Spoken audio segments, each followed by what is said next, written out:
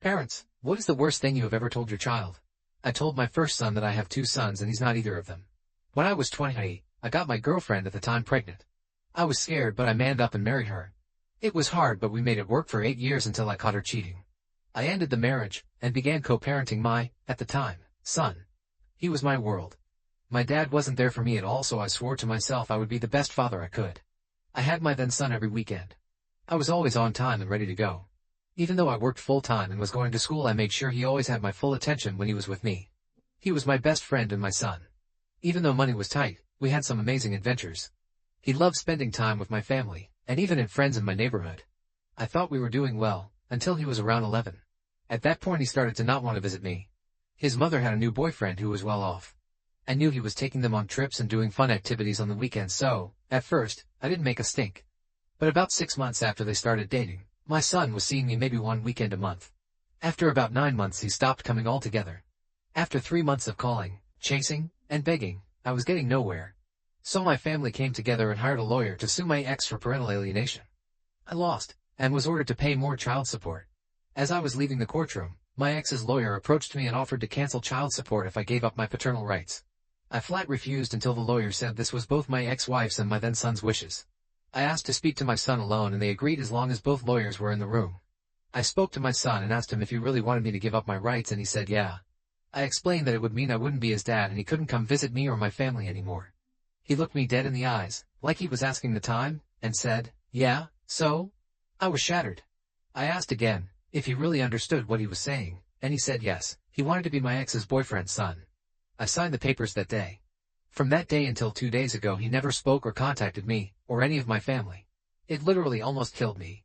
I started to drink, and stayed drunk for weeks. Finally, one day, I drank until I passed out and aspirated my own vomit. I would be dead now except the mailman dropped a package addressed to me to my neighbor's house and she saw me convulsing through my window, and called 911. I spent 2 weeks in the hospital with aspiration pneumonia.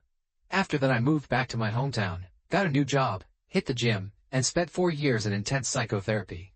I was finally able to let it all go, and move on with my life. About 6 years after my move, I met my now wife, and she had an 11-year-old son. I was standoffish with him at first, but that kid was so amazing that I couldn't help but fall in love with him. The day he turned 18, he asked me to adopt him. It was the proudest day of my life. He and his mother turned my life around and gave me a reason for living. Now not only do I have my wonderful adopted son who is currently serving in the Marines, but I also have a 4-year-old son and 18-month-old daughter. My career has also taken off, and I'm doing very well for myself and my family. I went from a man no one could love, to a successful father of 3 with a beautiful wife and family. I survived. Then about 3 weeks ago I got a call at my office. It was my ex-sister-in-law. She informed me that my ex had passed.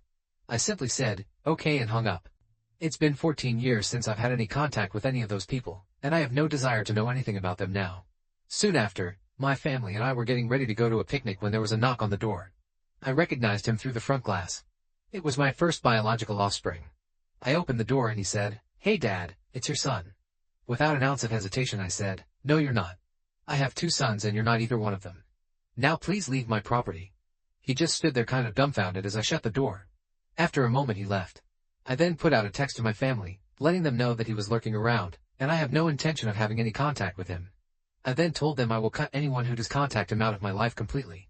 It's been 14 years. I don't owe him or his family anything. I had to listen to my mother cry for him on her deathbed over that child.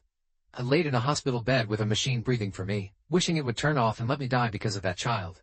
I learned in therapy that he had the right to make his own choices, but that I also have the right to make mine. My choice was to move on without him as part of my family, as he wanted. He has no right to come back into my life and disturb me or my family now.